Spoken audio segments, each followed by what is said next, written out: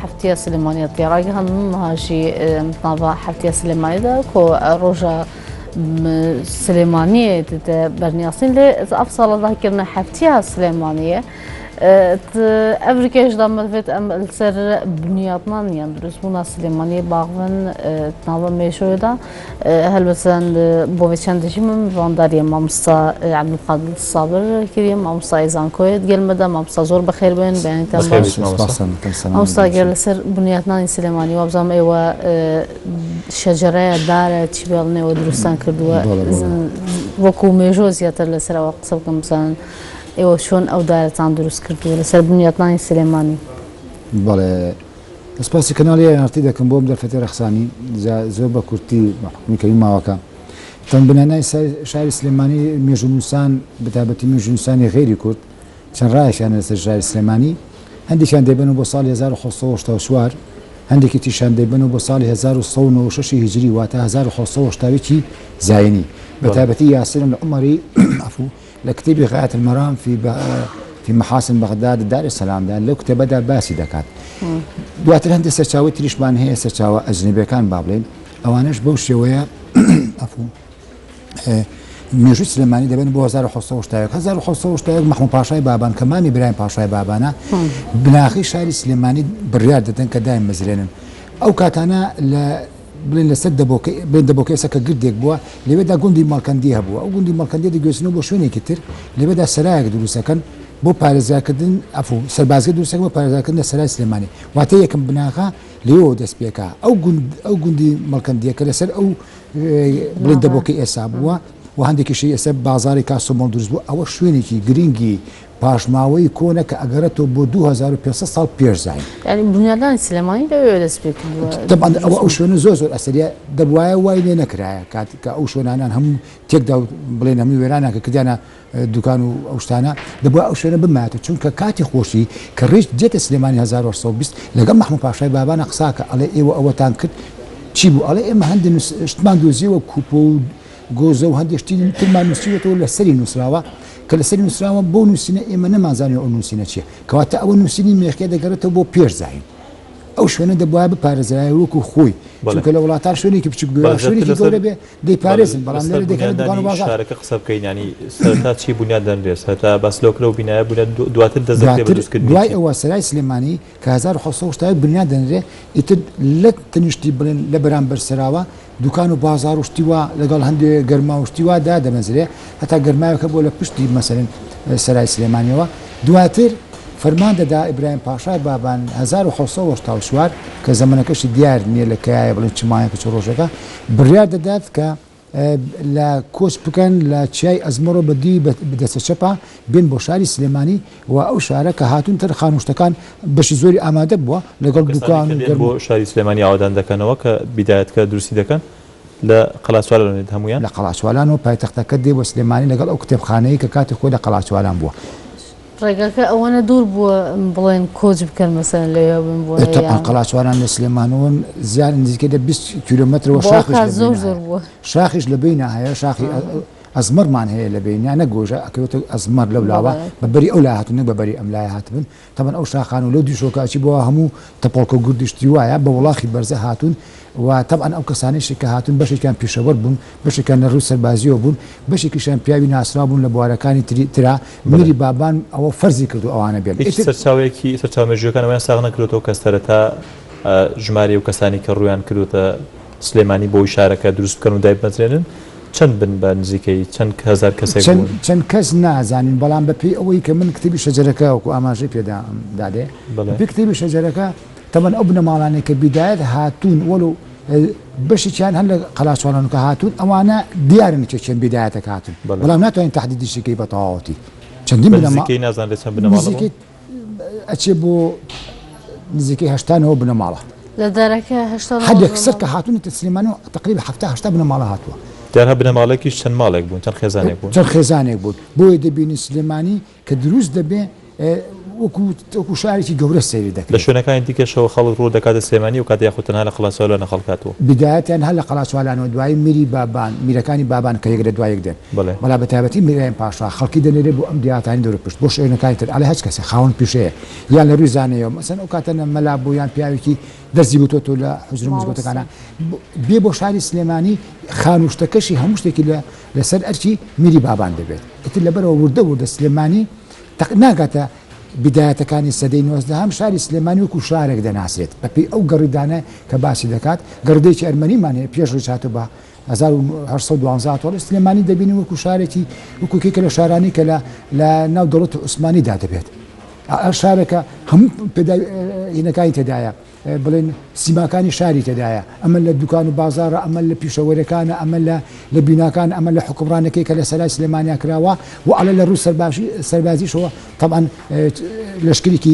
لەشکریان پێکەوە ناوە میرانی بابان و قولەی سەربازیان هەبووە شاری سلێمانی پێویستی بە قولە نەکردو دروست کرێ چونکە خۆی چی تێدا بووە گردی تابەوە ئەو گردانی کێسەکانە هەمان لە سلێمانیا وەکو گردەکانی مامەیارە و گردی ڕعایە و گردی عەلی ناجوانە هەمی کاتی خۆی سەربازی لێ بووە شوێنی سەرباز بووە پێویستی بە قوڵە نەکردووە معسکەری سەرباز قۆناغەکانی بەفراوانبوونی شارەکە چۆن دەبێەوە تا ساڵانی چەند کە بەو جۆرە دەمێنێتەوە یاخود گەشتسەندنی شارەکە بەفراوانی شارەکە کەی دەست پێ دەکات گەشەسەندی شارەکە طبعا هەر لە دوای بنیانانەوە خەڵکی ڕووی تێدەکات بۆچی ڕووی تێدەکەن بێجگەری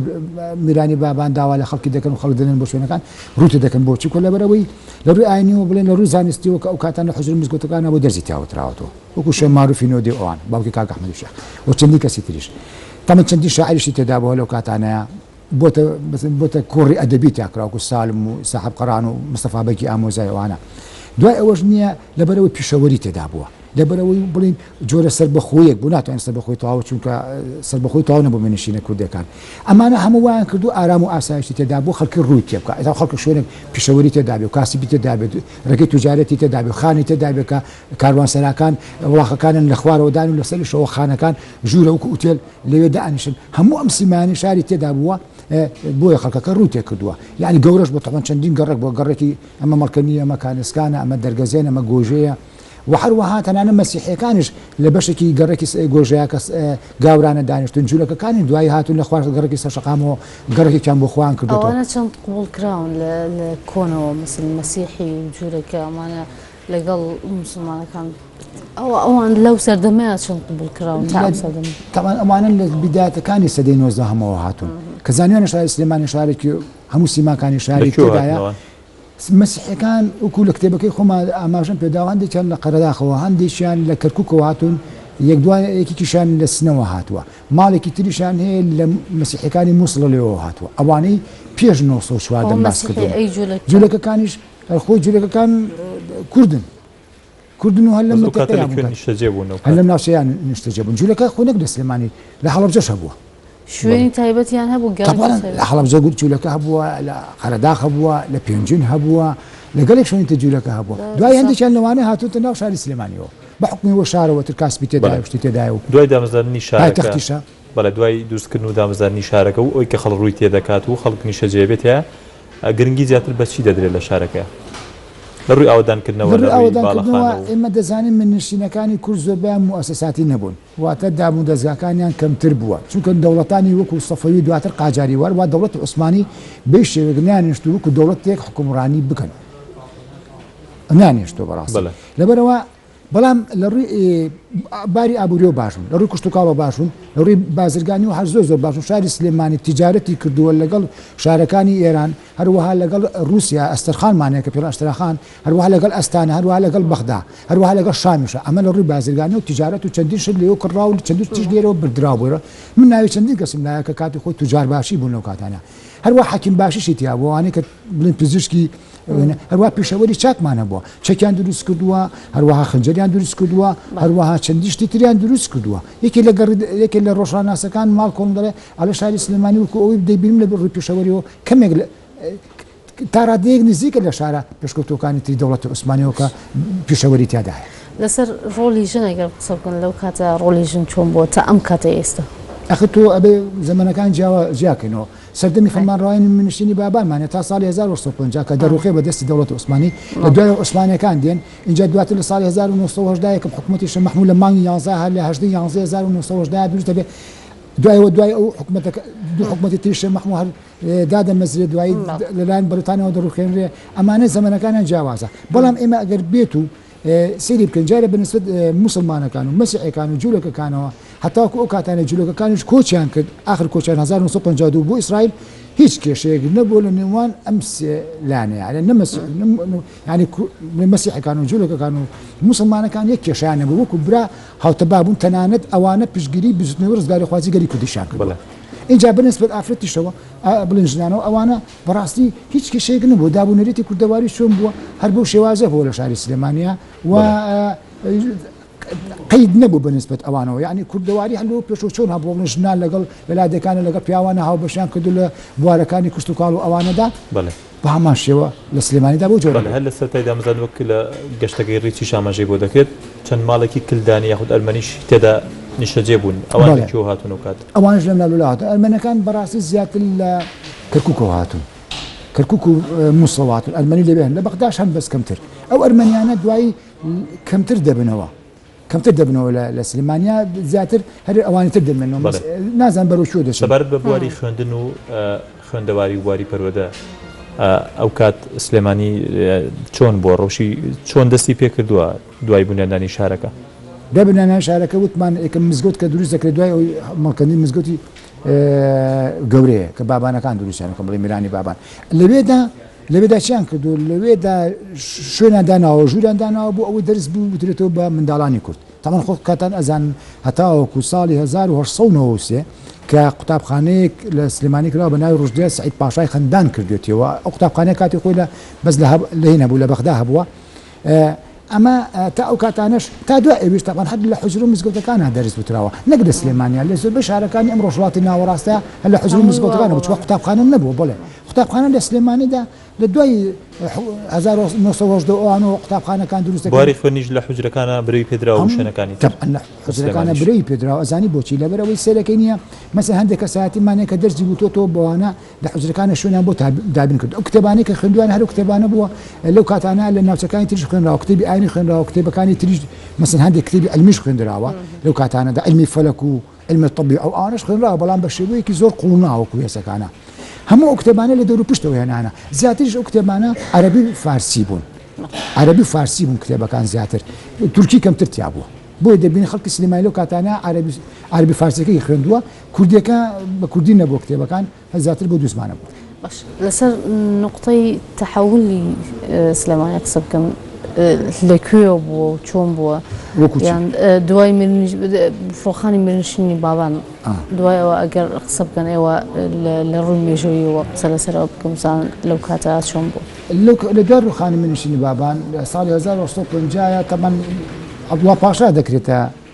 بڵێن خۆی نابێتێتە میر چونکە میرایەتی خواندا کوردەکان خواندانەوە و لەلایەن دەوڵەتی عوسمانی دادەمەزرێ کە ئەویش لە بابانەکان ئەویش بۆ ساڵێک دوای ئەوە ئیسماعیل بەگ دادەنرێەوە ئیسماعیل بەگە خۆی تورکە دەکرێت بە قایمقامی سلێمانێتتر لەوێەوە دەسەڵاتەکان هەمووی بۆ کێ هەمووی بۆ تورکە هەمووی بۆ تورکەکانە یعنی زۆربەی زۆری فەرمانگەکان و بەڕێوەبەری فەرمانگەکان زۆربەی زۆری تورک دەبن بەڵام لە ساڵی 1990 کە من ئەو مێژووی شارەوانی سلێمانیم نووسیەوە لە 2002 دەستم پێ کرد لە 2003 تەواوم کرد مێژووی شارەوانی سلێمانی 1990 بۆ 2003 چاپی دومیش بۆ 2010 سەرۆک وەکیلەکان لە ساڵی 1990 کەسێک لە دادنن بۆ سەرۆکی شارەوانی سلێمانی کە کووردە عەلی بەگی محەممەد بەگی بابان ئەوە کووردە دایدەنێن خەڵکی سلێمانی ئەوە عوسمانەکان دادەنن پێیان نەوتووە شارەوانی یا بەلەدێ پێیان وتووە هەیئەتی مەشوەرەت وشەی بەلەدێ لە دوای نەمانی دەوڵەت بەڵامی شوکارەکانی شارەوانی و شارەوانی ئەو کاتانەی کردووە مشاوەرەی خۆیان هەیئەی مەشوەرەدانی دەستەی ڕاوێژکاریان داناوە مەشوەرەدانی ڕاوێژکردن باشە دوای ئەوە تەمەن ساڵی 1992 کەسی بەرزنجی سید ئەحمەد بەرزنجی ئەوە بڵین طبعا سید ئەحمەد بابا ڕەسوولی بەرزنجی ئەو بە هەڵبژاردن بووە یعنی خەڵکەکە خوان هەڵامژاردووە ساڵی چەند بووە 1992 ئیتر لەوە دواوە نییە زۆری بە هەڵبژاردن بووە بەڵام هەندێک جاری دەوڵەتی عوسمانی خۆیان داناوە بە تایبەتی لە کاتی جەنگی یەکەمی جیهانی خۆیان کەسەکانیان داناوە هەڵبژاردنەکە بە چ شێوازێک هەڵبژاردنەکە لە ناو مزگەوتا بووە ئەمە لە ناو مزگەوت ئەم کەسە هەڵەبژێرن یان لە ناو سەرای سلێمانیدا بوو ئەمە دەکەینە چێ دەنگەدا بۆ ئەم کەسە تەمان ئەوان یەک نقطەیان هەبووە دەوڵەتی عوسمانیش و دەوڵەتی بڵێن دوای عوسمانەکانیش هەست کەسێک کە ببووە بە سەرۆکی شارەوانی ئەبوایە سێ خاڵێتی هەبووە یەکەمیان ئەبوایە لە خەڵکی شارەکە بووایە دوو ئەبێ خوێنەواری هەبووایە سێ ئەبێ کەسێکی هەبوو بووایە یعنی هەی بووایە نە کەسێکی تر بێت عین تۆزە بڵین کەسێک بووە خاوەنی بڵین شوێنی خۆی هەبووە نابێت فەقیر بوو بێ هەبوو بوو یعنی لە ڕووی داراییەوە مەبەستێکیان هەبووە بووە مەبەستیان لەوە بووە نییە بە دەست باشەکەی خۆی بمێنێتەوە بەڵێ دوای ئەوەی کە میرنشینی بابانی لەناوەچێت دوای ئەوەی گەشتسەنی شاری سلێمانی دەوەستێت یاخود بەردەوام دەبێت ناوەسە دەوڵەتی عوسمانی دەبێت بەڕێوە کاریگەری نابێت لەسەری کاریگەری لە بوارە نەتەوەیەکە دەبێت بەڵام کاریگەری لە ڕووی ئەوەیە مدەیەکە تەمان ئەو شارە خامۆش دەبێت و خەڵکانێکەوانی کە شاعرن یا خەڵکانێکی ترن شارەکە بەجێ چنە سنە کوردستانی ڕۆژهاتی کوردستان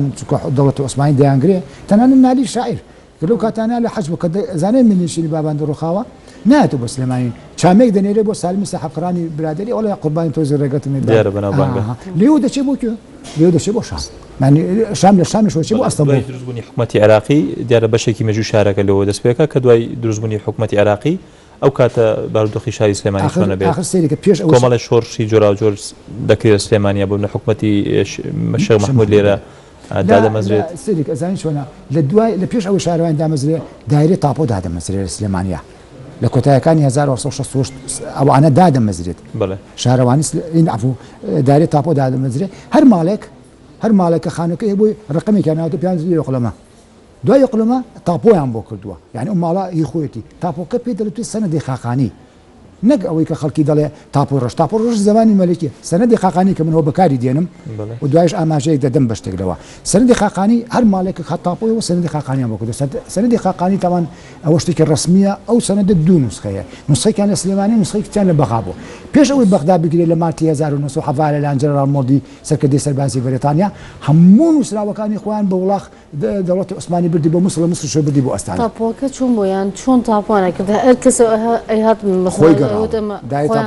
بەڵێ فەرمانبەرەکانی مامورەکانی گەڕاو ماڵەکانە ئەوەی کە ماڵەکەی خۆی بووبێ لە سەدەی 20 بارودۆخی شاری سلێمانی چۆن دەبێت سلێمانی لە دوای کۆتایی جەنگی یەکەمی جیهانی ئیتر کە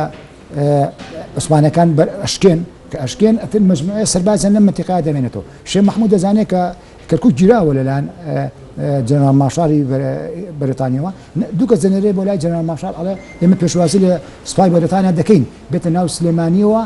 بێ هیچ شتێک پێشوازی لێ دەکەین بەڵام بە مەنجێک مافەکانی گەری کورد ڕەچاو بکە بەریتانیەکان ڕێدەکەون بەڵام لەو کاتەیە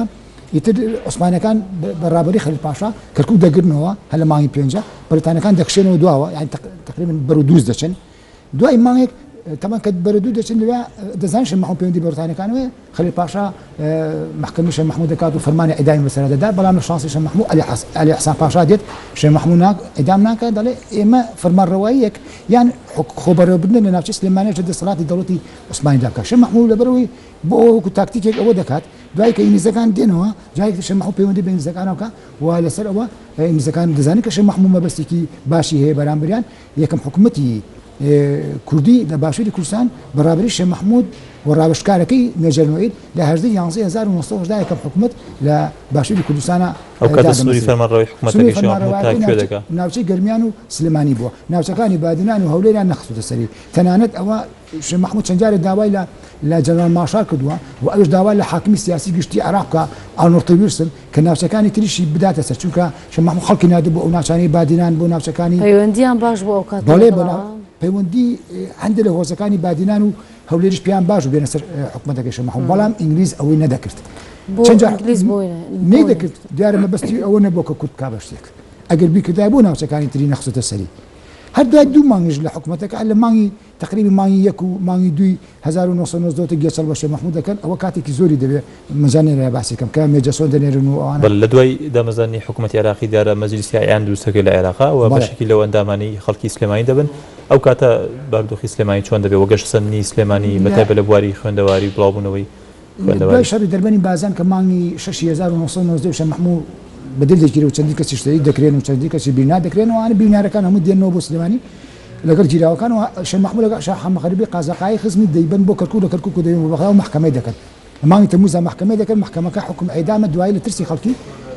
لەبەر ڕای کوردەکان محکەمەکە دەگۆڕن بۆ دوورخستن بۆ دوورگەی ئەندامان لە هەندستان ئیتر لەو کاتەوە بەدوامە ئینگلیزەکان خوان حکمڕانی سلێمانی دەکەن مێجەسۆن خۆی دەبێتە حاکمی سیاسی بەریتانیا مێجەسۆن تەمەن دەژایەتێکی زۆری شێخ محەممەد کردووە کابرایەک بووە يعني بڵێن دووفاقی بووە لەلایەک خزمەتی بە ئەدەب و بە یەکەم ڕۆژنامەش لە باشووری کوردستان ئەو داینا لە ساڵی 1920 لە ڕۆژنامەی پێشکەوتن 1970 ژمارە لێ دەرچووە لەلایەک و بایەخی بە زمانی کوردی و بایەخی بە نووسین و کوردیەوە لەلایەکی تیشۆ دژایەتینەتەوەی لە بری دۆزی کوردانی پرسی کورد مەسەلەی کورد دژایەتی کردووە یعنی لە دوورەوە کاری کردو مەجەسۆن ئەمە مۆزوعەکە ئیتر لەو کاتانەیە سلێمانی فەراقێکی سیاسی دروست دەبێت کە شێخ محەمموود لەوێ نابێ بەڵام جەمعیەت دروست دەبێت جمعیت دروست دەبێت لە باشووری کوردستانە یەکەم حیزبی سیاسی لە شاری سلێمانی دروست دەبێت لە ساڵی 1990 بە ناوی حیزبی نیشتیمانی کوردی کەواتە مێژووی سیاست لە سلێمانی دەست پێ سیاستەکە لە سلێمانی دەست پێشکات دەست پێشکەرەکە لێەوە بەبێ مبالغە لە ڕێزمانە بۆ شارەکانی تر یەکەم حیزبی سیاسی لە باشووری کوردستان لە سلێمانی ئابێت بەڵام یەکەم جمعیت کە دروست دەبێت لە سەرانسەری کوردستانە ئەوە لە باکووری کوردستان دروست دەبێت ساڵی 1970 بەڵێ سپاس مامۆستا عەبدولخالق سابر مامۆستای زانکۆ دیارە مێژووی سلێمانی زۆر لەوە زیاتر هەڵدەگرێت بەڵام ڕەنگە دەرفەت نەبێت کات دەرفەتمان نەداگینە پرسیارمان زۆر مابوو تا ساڵی 1920 سپاس مامۆستا عەبدولخالق ساڵم سپاس دەکەم وڵا شتێک مابوو بیلێم بەڵام ئەگەر ڕێگە بن بە کورتی سپاس دەکەین